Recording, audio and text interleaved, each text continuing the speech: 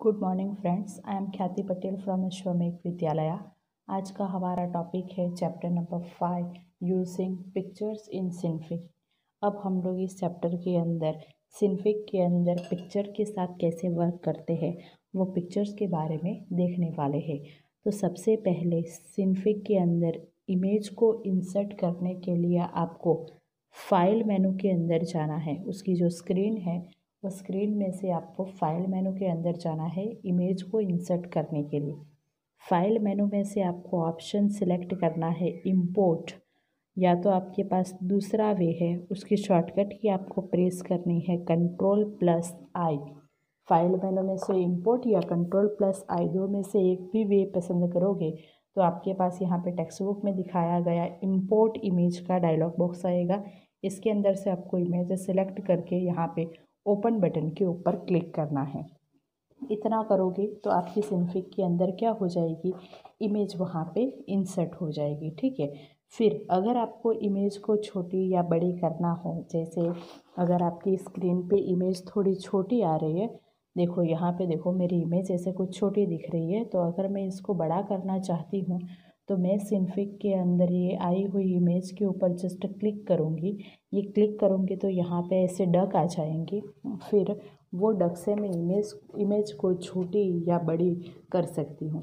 अब जब आप लोगों ने ये इमेज को अगर आप लोग छोटी या तो बड़ी करते हो तब आप लोगों ने देखा होगा तो वहाँ पे आपकी इमेज अगर आप लोग ऐसे बहुत बड़ी करते हो तो इमेज वहाँ पे वो फट जाती है और उसकी साइज़ आपको अच्छे से नहीं देखने को मिलती है। तो यहाँ पे आपको उसके लिए एस्पेक्ट रेशियो मेंटेन करना पड़ता है। एस्पेक्ट रेशियो आपको क्या करना पड़ता है, मेंटेन करना पड़ता है। और ये एस्पेक्ट रेशियो कैसे मेंटेन करोगे, तो यूजिंग एनकैप्सुलेशन। आपको उस लेयर को, इस इमेज को एनकैप्सुलेट करना पड़ेगा। एनकैप्सुलेट कैसे करोगे, तो इमेज के ऊपर आप लोग इमेज का जो लेयर है वो इमेज लेयर के ऊपर आप लोग राइट क्लिक करोगे, वहाँ पे से एनकैप्सुलेट का ऑप्शन सिलेक्ट करोगे तो आपको यहाँ पे ये इनलाइन कैनवास का नया लेयर आपको यहाँ पे पैरामीटर पैनल में दिखाई देगा। ये देखो, ये पैरामीटर पैनल के अंदर पहले ये एक ही इमेज थी, बाद में ये एक इमेज है उसके अंदर हम लोगों ने उसको एनकैप्सुलेट किया तो यहाँ पे इनलाइन कैनवास का लेयर हमें देखने को मिला।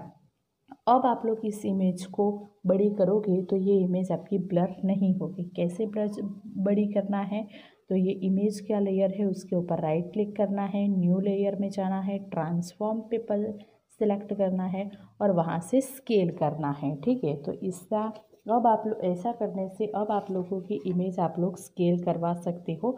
अब आप लोगों की इमेज आपकी क्या नहीं होगी, तो इमेज आप लोगों की ब्लर नहीं होती है। ठीक है। कैसे करना है, तो आपको वहाँ पे इमेज लेयर के ऊपर आपको क्या करना है, राइट क्लिक करना है। राइट क्लिक करने से आपका ऑप्शन आता है न्यू लेयर।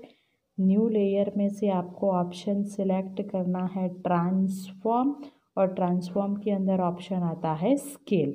ऐसे ही अगर आपको इमेज को रोटेट करवाना हो तो सेम स्टेप, इमेज लेयर के ऊपर आपको राइट क्लिक करना है, राइट क्लिक, वहाँ पे अगेन ऑप्शन आएगा न्यू लेयर, वहाँ पे अगेन ऑप्शन आएगा ट्रांसफॉर्म और वहाँ पे आपका ऑप्शन आएगा रोटेट। तो अब आप लोग इमेज को रोटेट भी करवा सकते हो। ये रोटेट करोगे तो ये देखो यहाँ पे बुक के अंदर दिखाए गए हैं वैसे यहाँ पे रोटेट का ये लाइन आ जाएगा। ऐसे आप लोग अब इमेज को ऐसे रोटेट भी करवा सकते हो। ठीक है। ये डक का यूज़ करके, तो ये स्टेप पसंद में आप लोग परफॉर्म करोगे तो आपकी इमेज क्या होगी, आपकी इमेज आपको रोटेट हुई नज़र आएगी। ठीक है। अब नेक्स्ट टॉपिक आपको दिखाया गया है मास्किंग का। नेक्स्ट एक थियोरेटिकली टॉपिक है, इसका पूरा प्रैक्टिकल करना है, लेकिन थियोरी में जो इम्पोर्टेंट चीज़ है वही हम लोग अभी डिस्कस करेंगे। ये मास्किंग पूरा टॉपिक प्रैक्टिकल है, लेकिन थियोरी में जो आएगा वही हम लोग अभी डिस्कस करेंगे। अब ये मास्किंग के अंदर क्या है, तो अगर आप लोग एनिमेशन के अंदर ऐसा चाहते हो कि ऑब्जेक्ट का कुछ पार्ट आप लोगों को जो पास होता है तो ऑब्जेक्ट का कुछ पार्ट कुछ टाइम के लिए दिखता है और कुछ टाइम के लिए नहीं दिखता है, तो इस चीज़ को आप लोग मास्किंग बोलोगे। तो यहाँ पे इसकी डेफिनेशन बुक के अंदर दी गई है, ये डेफिनेशन आपको अच्छे से याद रखनी है। Masking is a feature by which you can hide or reveal areas of a layer. ये इसकी मास्किंग की डेफिनेशन है। ये डेफिनेशन आपको अच्छे से याद रखनी है। अब ये मास्किंग के लिए आपको यहाँ पे प्रैक्टिकल में करना कैसे है, इसके सिर्फ स्टेप देख लेते हैं, क्योंकि ये चीज़ पूरी प्रैक्टिकली है, ठीक है। तो यहाँ पे ऐसा आपको एक रेक्टेंगल जैसा, यहाँ पे आपको एक मतलब एक विंडो जैसा शेप ड्रॉ करना है। ये एक विंडो जैसा शेप ड्रॉ करना है। अब ये विंडो के ऊपर से आपको मतलब क्लाउड यहाँ पे विंडो में से पास होता है, ऐसा आपको दिखाना है। तो यहाँ पे आप लोगों को क्लाउड ड्रॉ करने के लिए ऐसे ये आपका बी लाइन टूल का यूज़ करके ऐसे आपको क्या कर लेना है, क्लाउड आपको यहाँ पे ड्रॉ कर लेना है, ठीक है। ये आप लोग जैसे क्लाउड ड्रॉ करोगे तो यहाँ पे नीचे आपको दिखाया गया है। बाद में आपको ये क्लाउड को एनिमेशन देना है। क्या करना है, ये क्लाउड को एनिमेशन देना है। अब ये क्लाउड को जब आप लोग एनिमेशन दोगे तो पहले क्लाउड स्टार्टिंग में था, एनिमेशन देने के बाद मेरा क्लाउड यहाँ पे आ जाएगा, मतलब मेरा क्लाउड यहाँ पे लेफ़्ट में से राइट के अंदर मूव कर रहा है, ऐसा मुझे एनिमेशन यहाँ पे देना है, ठीक है। अब यहाँ पे आपका जो ये जो लेयर है, वो जब इस एनिमेशन को आप लोग प्ले करोगे तो ये जो रेक्टेंगल टाइप की आपकी विंडो है उसके ऊपर से ही क्लाउड जा रहा है, उसके ऊपर से ही आपको क्लाउड जाता हुआ देखने को मिलेगा। तो अब आपको क्या करना है, ये दोनों चीज़ को आपको इनकैप्सुलेट करना है। तो इनकैप्सुलेट करोगे तो वहाँ पे इनलाइन कैनवास का लेयर आ जाएगा।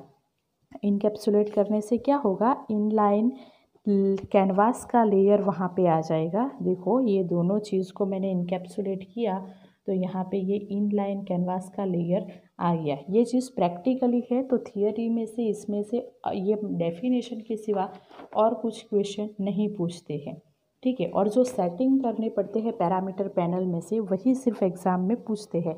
तो यहाँ पे अब आपको ये क्लाउड के अंदर पैरामीटर पैनल में जाना है और पैरामीटर पैनल में से आपको ये मास्किंग के लिए उसकी जो ब्लेंड मेथड है, वो ब्लेंड मेथड आपको चेंज करनी पड़ती है। वो ब्लेंड मेथड आपको अल्फ़ा ओवर करनी पड़ती है।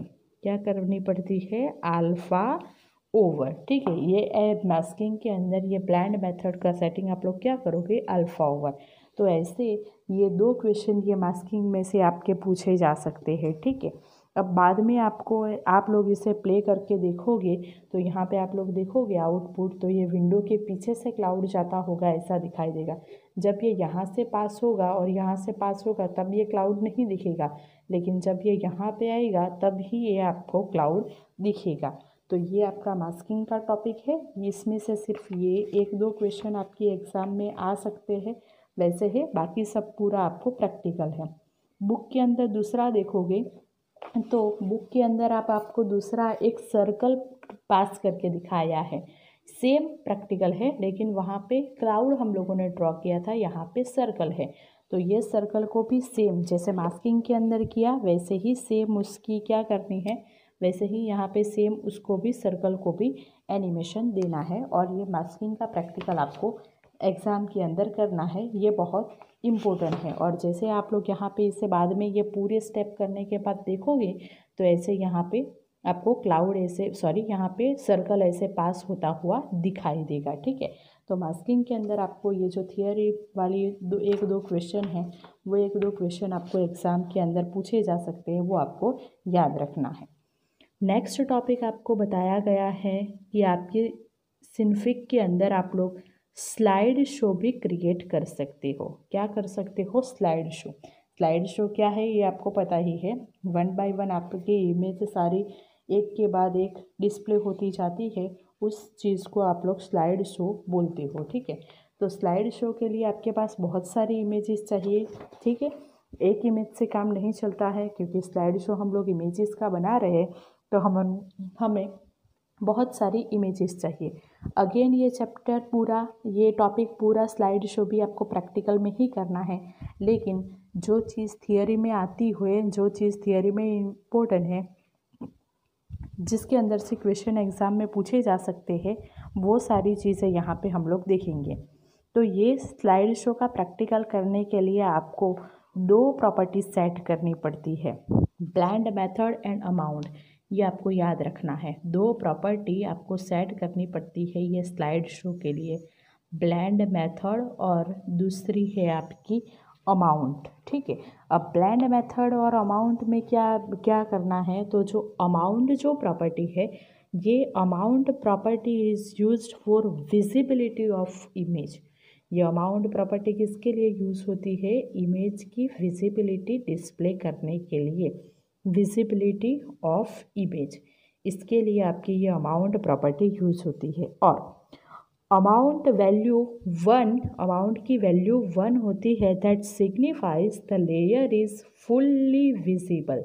लेयर कैसा है, फुल्ली विजिबल है, विजिबिलिटी कंट्रोल करने के लिए यूज़ होती है। तो अमाउंट की वैल्यू 1 होती है, that's mean layer is fully visible, and amount value 0 means the layer is fully transparent. ठीक है, तो ये आपको याद रखना है कि अमाउंट की वैल्यू 1 क्या सिग्निफाई करती है और अमाउंट की वैल्यू 0 क्या सिग्निफाई करती है।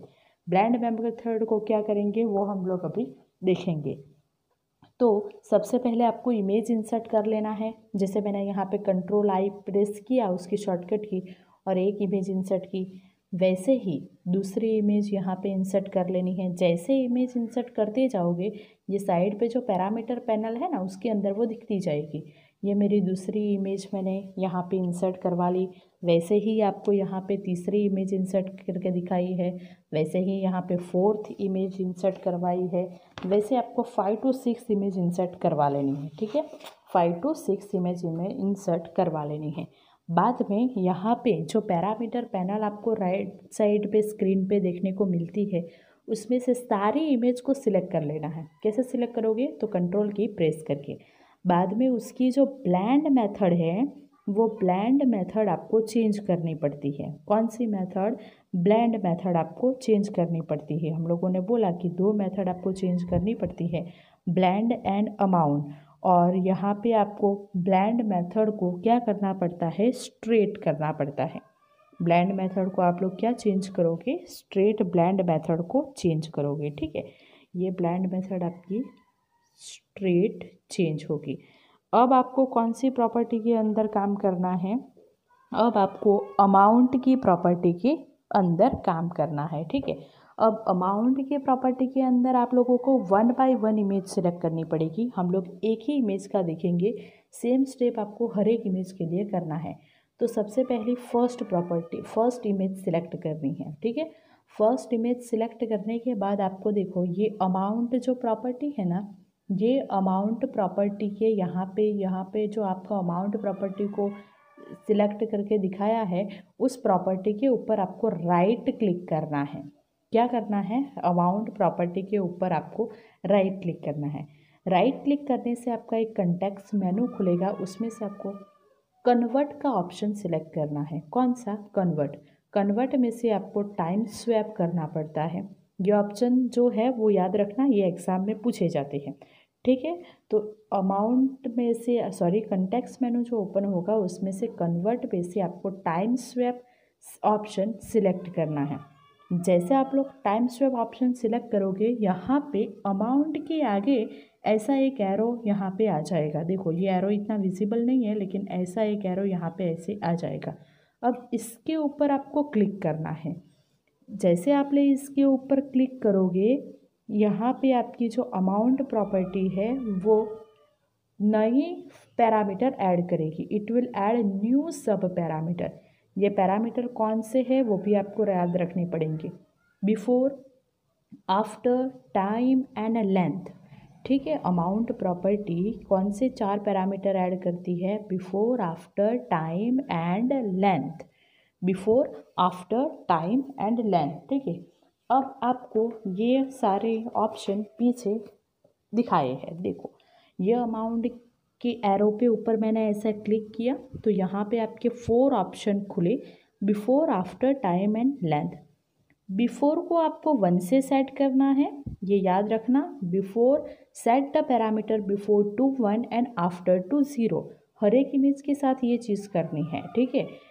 बिफोर का जो पैरामीटर है वो 1 से और आफ्टर पैरामीटर 0 से, ठीक है। और यहाँ पे ये जो टाइम है वो टाइम आपको जो देना है उसके अंदर बहुत अच्छे से आपको ध्यान में रखना है, वरना आपका स्लाइड शो नहीं आएगा। टाइम के अंदर ये इमेज आपको स्क्रीन पे कितने टाइम के लिए चाहिए वो यहाँ पे देना है। सपोज़ मुझे ये इमेज स्क्रीन पे 2 सेकंड के लिए चाहिए, तो मैं यहाँ पे टाइम उसका क्या दूंगी, 2s, 2 सेकेंड, ठीक है। और बाद में मैं ओके कर लूँगी, एंटर करूँगी तो ओके हो जाएगा।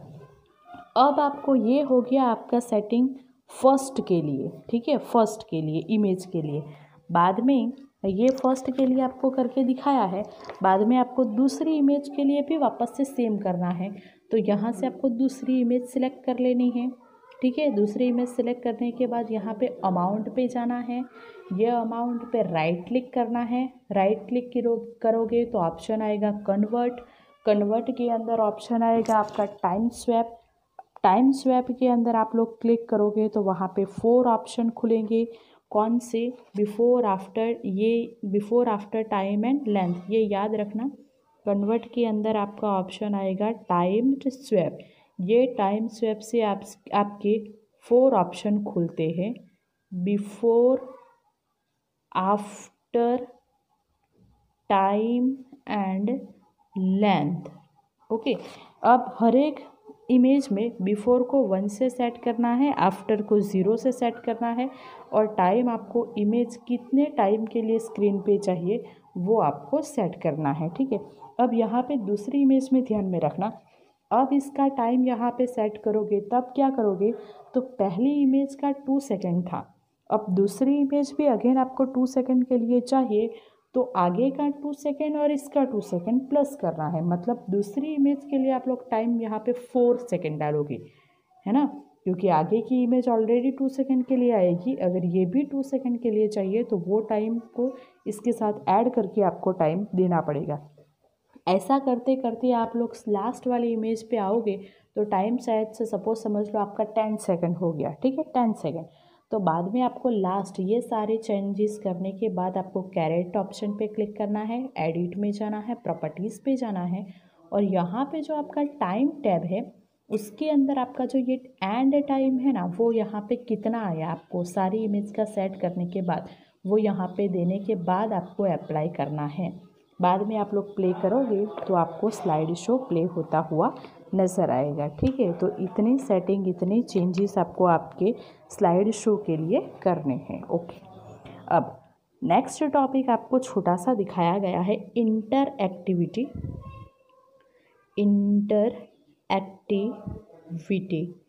इंटरएक्टिविटी अब ये क्या होता है, तो एनिमेशन सॉफ्टवेयर के अंदर हम लोगों ने पहले देखा वैसे ही, अगर यूज़र कुछ चीज़ बार बार देखना चाहता हो या तो कोई चीज़ ऐसी है जिसे स्किप करना चाहता हो, तो वहाँ पे आपको उस चीज़ को इंटरएक्टिविटी बोलते हैं। मतलब यूज़र अपनी मर्ज़ी के हिसाब से वो एनिमेशन के वीडियो को देख सकता है, ऐसा वो एक्शन को क्या बोलते हैं, इंटरएक्टिविटी बोलते हैं। सो ये जो एक्शन है is used for interactivity in animation software are known as action script. इसको क्या बोलते हैं, एक्शन स्क्रिप्ट बोलते हैं, ठीक है, एंड एक्शन स्क्रिप्ट। अब action script are used to add flexibility to the animation program. ये किसके लिए यूज़ होती है, used to add flexibility in your animation program। Animation program के अंदर फ्लेक्सिबिलिटी के लिए आपकी ये एक्शन स्क्रिप्ट यूज़ होती है। अब ना Synfig studio does not support action script directly. ये जो आपका सिनफिक स्टूडियो है वो सिनफिक स्टूडियो एक्शन स्क्रिप्ट को डायरेक्टली सपोर्ट नहीं करता है। That's why we use JavaScript in Synfig Studio, ठीक है। इसीलिए हम लोग जावास्क्रिप्ट ये सिनफिक स्टूडियो के अंदर ऐड करते हैं। जावास्क्रिप्ट हम लोग इसके अंदर यूज़ करते हैं। तो ये छोटा सा टॉपिक आपको ध्यान में रखना है इंटरएक्टिविटी का। एक्शन स्क्रिप्ट यहाँ पे इंटरएक्टिविटी के लिए यूज़ होती है, वो फ्लेक्सिबिलिटी ऐड करने के लिए यूज़ होती है।